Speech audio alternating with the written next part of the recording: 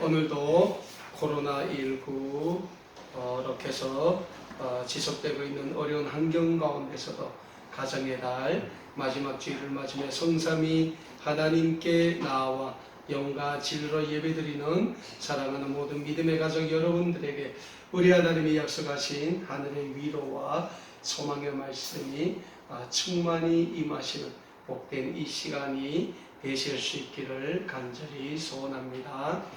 우리는 지금 구약성경 창세기서의 말씀을 통하여 코로나로 어려워진 이 시기에 우리의 정체성, 신앙의 정체성, 믿음의 정체성을 어떻게 회복시켜 나아가야 하는가에 대하여, 또 하나님이 우리에게 원하시는 올바른 신앙과 믿음이 무엇인가에 대하여 말씀을 통하여 배우고 있습니다.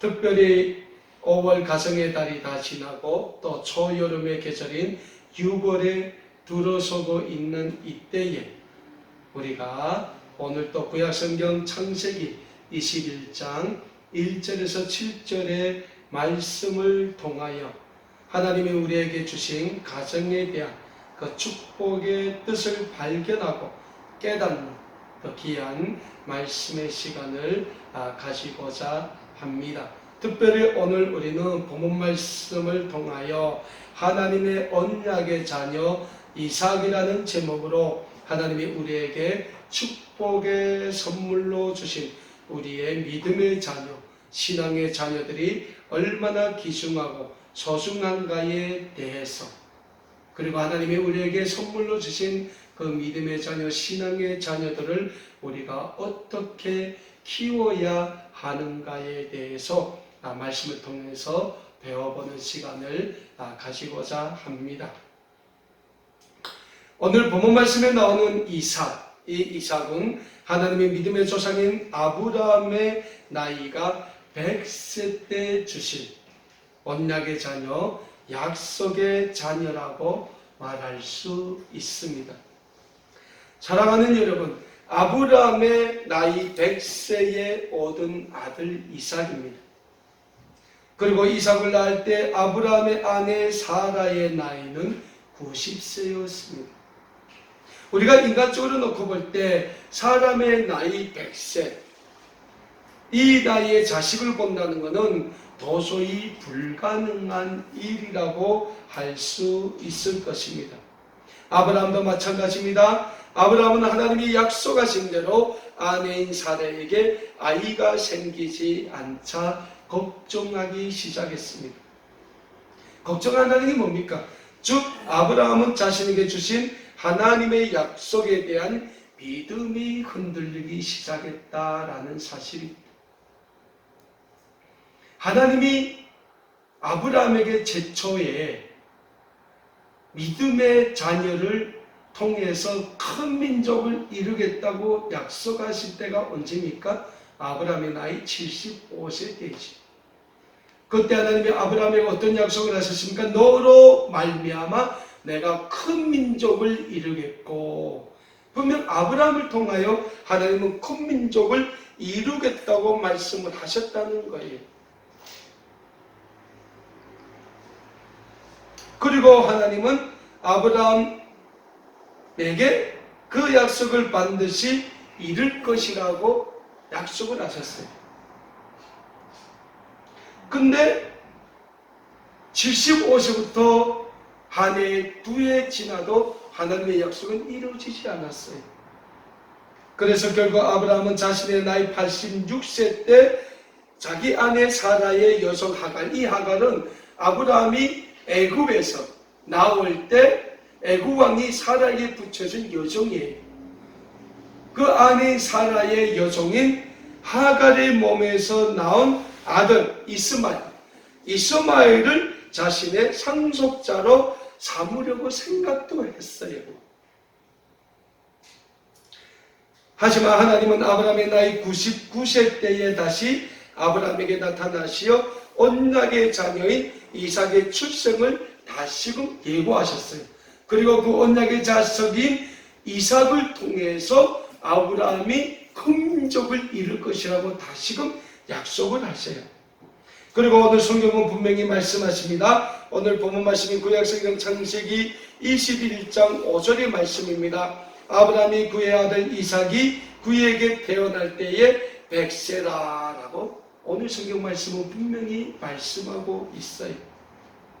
그러니까 100세의 나이에 얻은 아들 이삭은 분명히 하나님이 아브라함에 약속하신 축복의 아들이자 언약의 아들이다라는 사실입니다. 사랑하는 여러분, 하나님은 이미 75세의 나이인 아브라함을 온 민족의 아비로 축복의 근원으로 불러주셨을 때 분명히 아브라함을 통해 큰 민족을 이루겠다고 약속을 하셨습니다. 또 창세기 17장 15절에서 17절의 말씀을 보면 하나님께서 아브라함에 다시 아브라함이 100세에 아들을 낳을 것이며 아브라함에게서 낳는 아들을 축복해 주시겠다고 또 약속을 하십니다. 또한 창세기 18장 10절에서 하나님께서는 천사와 함께 아브라함에게 나타나시어 1년 후에 사라에게 아들이 있을 것이라고 다시금 약속을 하십니다. 그리고 하나님은 분명히 하나님의 약속대로 아브라함의 나이 100세에 그에게 언약의 아들, 축복의 아들인 이삭을 선물로 주십니다. 오늘 본문 말씀인 구약성경 창세기 21장 1절에서 4절의 말씀에서는 이런 말씀을 주고 있습니다. 여호와께서 말씀하신 대로 사라를 돌보셨고, 뭐라고 말씀하십니까? 하나님께서 약속하신 대로 사라를 돌보셨다는 거예요. 여호와께서 말씀하신 대로 사라에게 행하셨으므로 하나님의 약속대로 사라의 몸을 통하여 언약의 자식, 축복의 자식인 이삭을 주셨다는 거예요. 사라가 임신하고 하나님이 말씀하신 시기가 되어 노년이 아브라함에게 아들을 낳으니 아브라함이 그에게 태어난 아들 곧 사라가 자기에게 낳은 아들을 이름하여 이삭이라 하였고, 그 아들 이삭이 난 지 8일 만에 그가 하나님이 명령하신 대로 할례를 행하였더라 라고 말씀하고 있습니다. 사랑하는 여러분, 아브라함이 이삭이 태어나자 8일 만에 할례를 행하였다고 합니다. 이 할례를 행하였다는 게 무슨 말씀입니까? 아브라함이 자기 아들 이삭을 하나님께 온전히 바쳤다는 거예요. 드렸다는 거예요. 하나님은 하나님을 믿는 모든 구원의 백성들에게 언약으로 함께 하시는 언약의 하나님이심을 우리는 믿어야 합니다. 그렇다면 여러분, 하나님은 우리에게 주신 언약 중에 가장 중요한 언약이 어떤 언약이 됩니까? 하나님께서 우리에게 주신 언약 중에서 가장 귀중한 언약은 아마도 죄에 빠진 우리를 구원해 주시기 위하여 하나밖에 없는 독생자 예수 그리스도를 이 세상에 보내주셨고, 그 예수님이 우리의 모든 죄를 감당하시고 십자가의 죽으심으로 우리를 이 세상의 모든 죄에서 용서해 주시고 우리를 하나님의 구원의 백성으로 삼아 주시겠다는 구원의 언약이며, 하나님은 몸소 그 구원의 언약을 행하셨다는 영적인 진리일 것입니다. 그래서 우리 그리스도인들은 하나님의 언약의 말씀에 늘 집중하며 하나님의 언약의 말씀에 순종하는 순종의 삶을 살기에 힘써야 하는 것입니다. 오늘 본문 말씀에 기록된 것처럼 아브라함과 이삭도 마찬가지입니다. 오늘 본문 말씀에 아브라함과 이삭은 하나님의 언약의 관계에 놓여 있는 하나님의 사람들입니다. 아브라함은 하나님이 믿는 자의 조상으로 모든 민족의 축복의 근원으로 불러주신 축복의 사람, 언약의 사람이었습니다.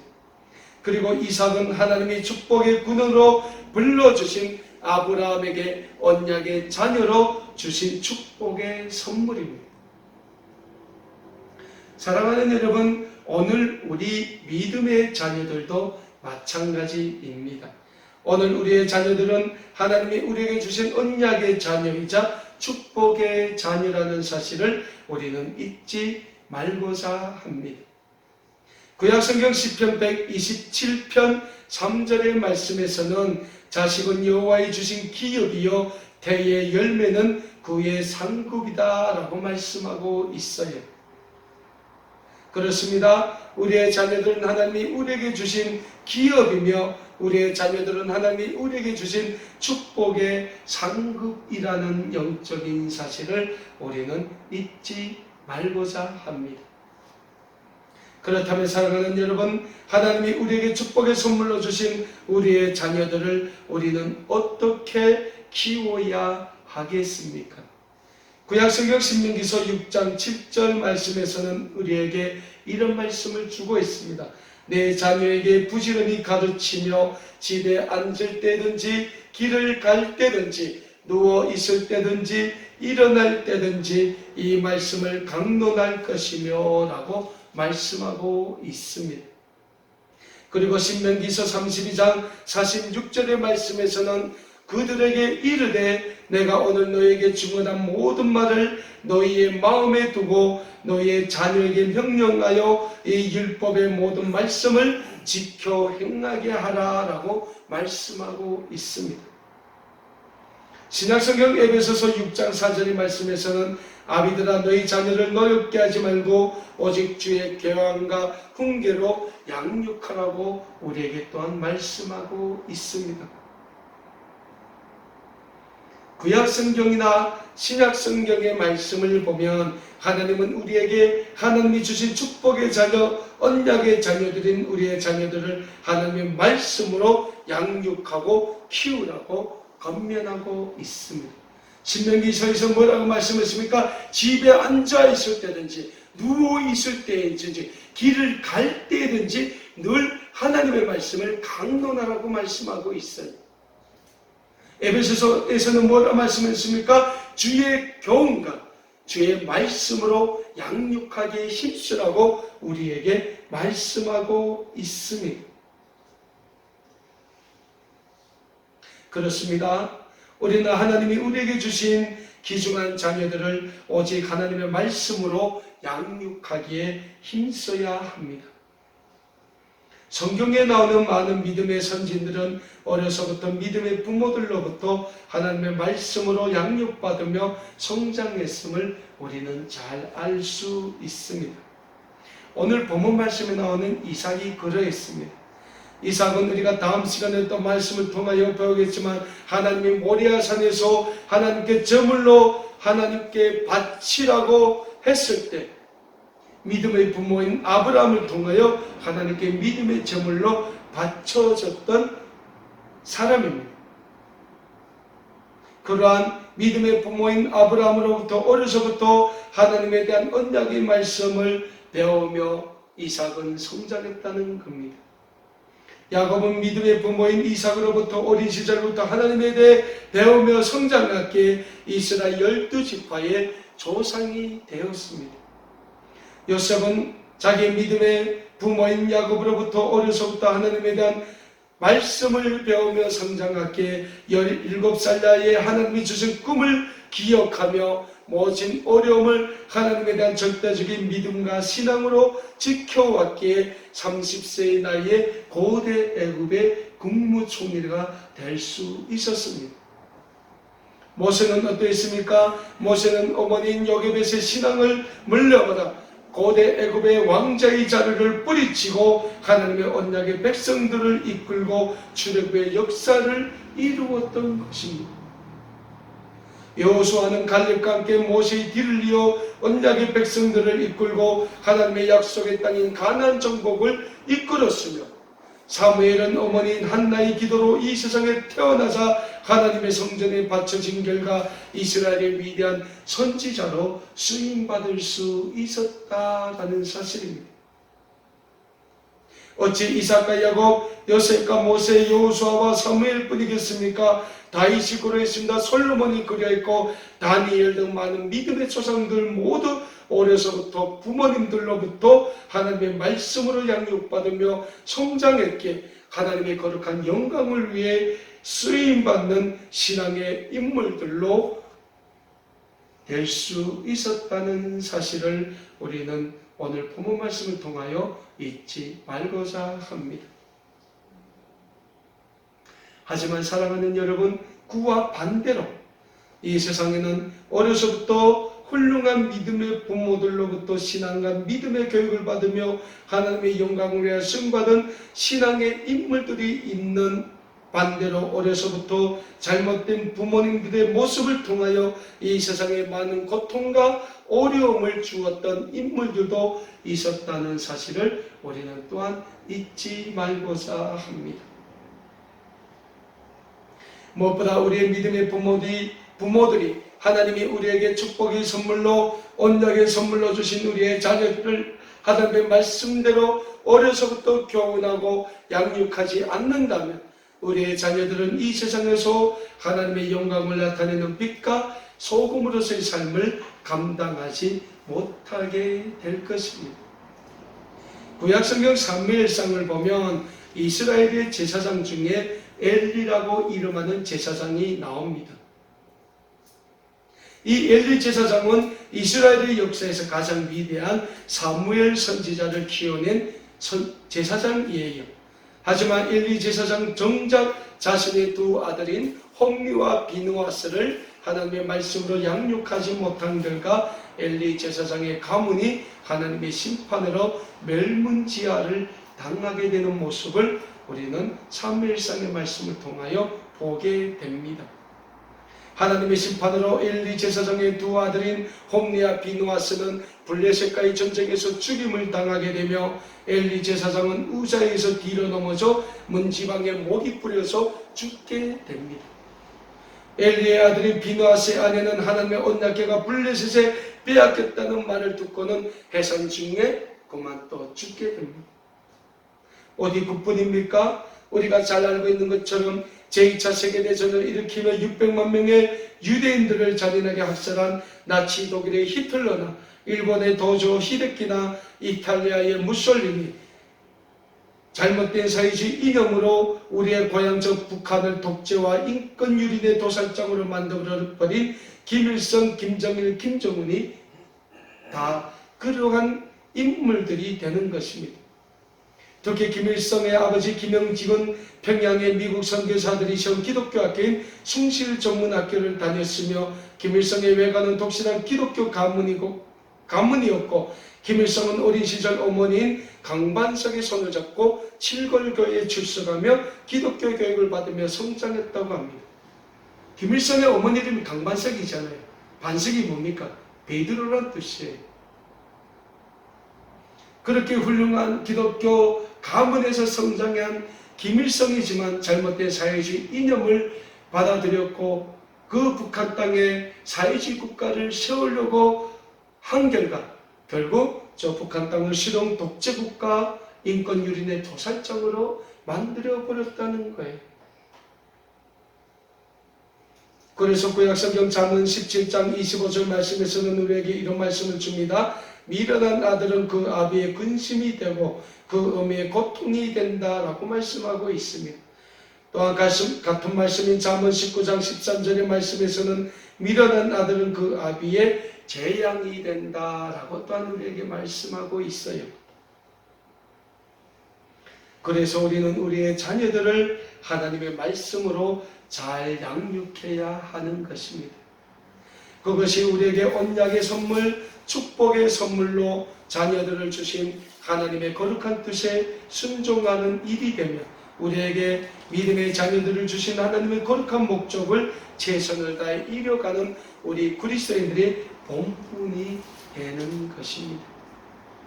우리가 우리의 자녀들을 하나님의 말씀으로 잘 양육할 때 우리의 자녀들은 우리의 부모들을 공경하게 될 것이며 우리의 부모의 말씀에 순종하며 나아가 하나님의 말씀에 순종하는 믿음의 자녀, 신앙의 자녀들로 성장하게 될 것입니다.